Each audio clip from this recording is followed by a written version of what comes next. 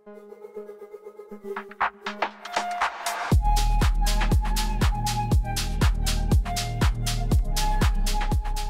Everyone, welcome to our channel info circuit. সবাইকে আমাদের চ্যানেলে স্বাগত জানাচ্ছি।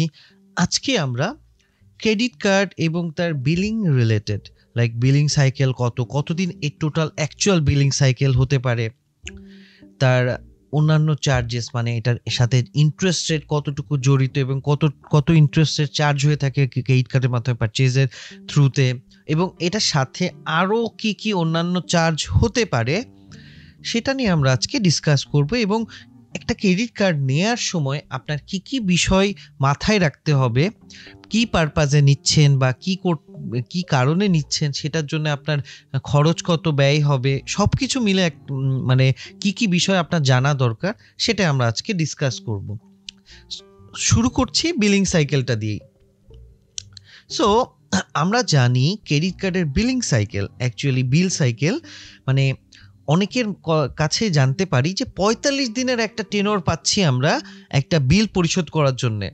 এটা সবার মুখেই আমরা শুনতে পাই যে বিল পরিশোধ করার জন্য ক্রেডিট কার্ডের বিল ৪৫ দিন সময় পায়। এটা কি আদৌ ট্রু? এটাই আজকে আমরা দেখব যে এটা আসলেই সত্যি কি না। যদি সত্যি হয়ে থাকে তাহলে তো খুবই ভালো, যদি ডিফারেন্ট কিছু হয়ে থাকে তাহলে আজকে আমরা এটা জানতে পারবো। সো ফার্স্টে আমরা একটা উদাহরণের থ্রুতেই আমরা দেখব। হ্যাঁ, সো আমরা যদি দেখি কোনো ধরে নিই বিলিং ডেট বা বিলের তারিখ, যে তারিখে বিলটা তৈরি হয়, ধরে নিচ্ছি মাসের ৫ তারিখে, প্রতি মাসের ৫ তারিখে আপনার বিল তৈরি হয়, ৫ তারিখ ডেটে আপনার বিলটা জেনারেট হয়। তাহলে কি হবে?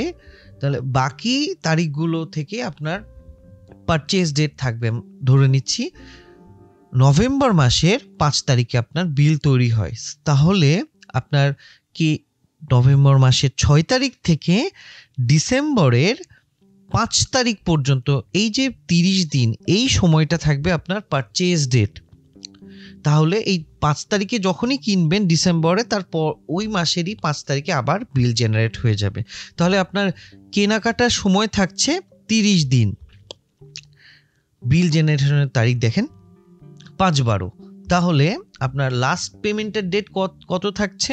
আমরা নর্মালি জেনে থাকি যে তারিখে বিল তৈরি হয় তার ১৫ দিনের ভেতরে আমাদের বিল পরিশোধ করতে হবে। তাহলে আমাদের লাস্ট পেমেন্ট ডেট কত হবে? সেটার ২০/১২ মানে হচ্ছে ২০ ডিসেম্বর। যে কোনো মাসেই যদি ৫ তারিখে বিল তৈরি হয় তাহলে সেটার বিল পরিশোধ হবে কত তারিখে, পরিশোধ করতে হবে কত তারিখে, লাস্ট পেমেন্ট ২০ তারিখ। এই যে ৪৫ দিন, এটাই হচ্ছে আপনার আসল। এটা আমরা আরও ডিটেলসে যাই। এই যে আপনারা দেখতে পাচ্ছেন এখানে ৬/১১ মানে কোনো মাসের ৬ তারিখ থেকে পরের মাসের ৫ তারিখের ভেতরে যে কেনাকাটা করতে পাচ্ছেন, এই যে সময়টা, সেটাই হচ্ছে আপনার এই ৩০ দিনের বিলিং সাইকেল। এবং সাথে আপনি পেমেন্ট করার জন্য আরও ১৫ দিন পাচ্ছেন। তাহলে টোটাল কত দাঁড়াচ্ছে? টোটাল দাঁড়াচ্ছে ৪৫ দিন। হ্যাঁ, কিন্তু একটা জিনিস মাথায় রাখতে হবে, আপনি এই যে ৬ তারিখ থেকে পরের মাসের ৫ তারিখের ভেতরে যাই কিনছেন, আপনার কিন্তু পরের মাসের ২০ তারিখে ২০ তারিখের ভেতরে আপনাকে অবশ্যই এটার পেমেন্ট করে ফেলতে হবে। তো পরের মাসের ২০ তারিখের ভেতরে যদি পেমেন্ট করে ফেলতে হয় তাহলে এটার টেনর কিন্তু সেই ৪৫ দিন সব ক্ষেত্রে থাকছে না। আপনি শুধুমাত্র যদি ৬ তারিখে পারচেস করে থাকেন, সেই ক্ষেত্রেই অনলি আপনি ৪৫ দিনের একটা টেনর পাচ্ছেন। কিন্তু আপনি যদি পরের দিনগুলোতে কিনে থাকেন তাহলে এই সময়টা ততদিন থেকে কমতে থাকবে। ফর এক্সাম্পল ১০ তারিখে কিনলে আপনার ৫ দিন কমবে, ৪০ দিন। আপনি যদি এই যে পরের মাসের ৫ তারিখে মানে লাস্ট ডেতে কেনেন তাহলে আপনার সময় থাকবে সর্বনিম্ন ১৫ দিন। আশা করি আপনি ব্যাপারটা বুঝতে পারছেন যে এই ৪৫ দিন যে সময়, এটা মানেই ৪৫ দিন সময় না, আপনার ট্রানজ্যাকশনের ডেটের উপরে বেস করে আপনার অ্যাকচুয়াল টাইমটা থাকবে। তার মানে বিলিং সাইকেল মানেই ৪৫ দিন নয়।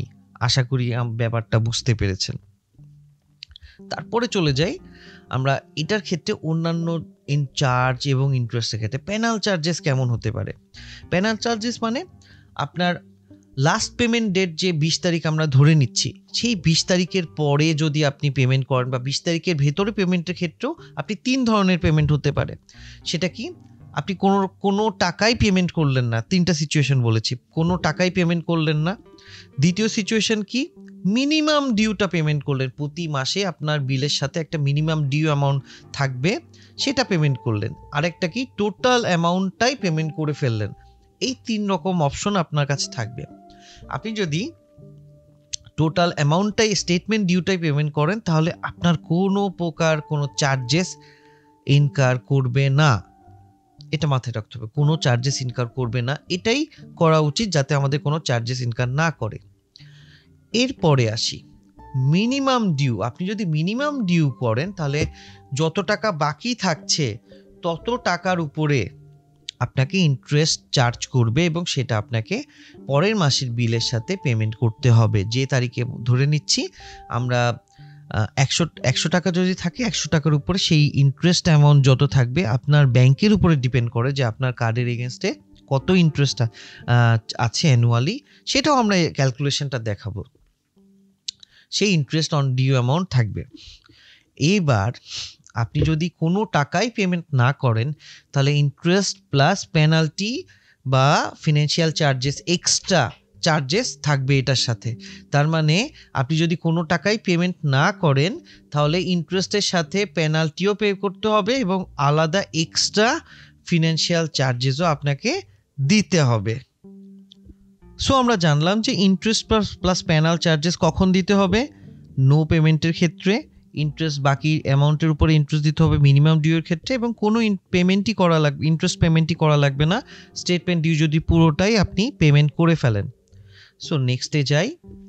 নেক্সটে আমরা যেতে পারি, এই যে পেনাল চার্জেস সেটা কত হতে পারে সেটা আমরা দেখব। মিনিমাম ডিউ এর ক্ষেত্রে ফর এক্সাম্পল আমি ধরে নিচ্ছি স্টেটমেন্ট বিল, মাসিক বিল ধরে নিচ্ছি হচ্ছে আপনার কত আসছে, 50,000 টাকা। মিনিমাম ডিউ ছিল ধরে নিচ্ছি 5,000 টাকা। এটা একটা র্যান্ডম অ্যামাউন্ট আপনাদেরকে বোঝানোর জন্য। তাহলে বাকি থাকছে কত?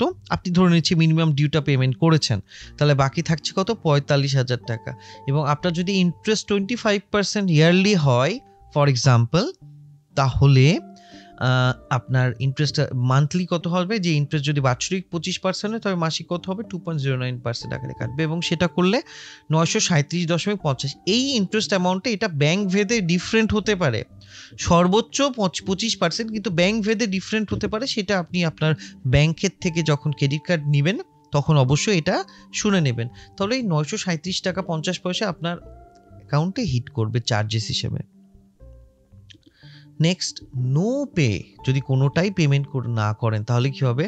স্টেটমেন্ট বিল ধরে নিচ্ছি 50,000 টাকা, ইন্টারেস্ট আসবে বেশি, সাথে আপনার পেনাল চার্জেসও থাকবে। প্রতিদিনের ভিত্তিতে একটা চার্জেস থাকে, এটা ব্যাংক ভেদে ডিফারেন্ট হয়।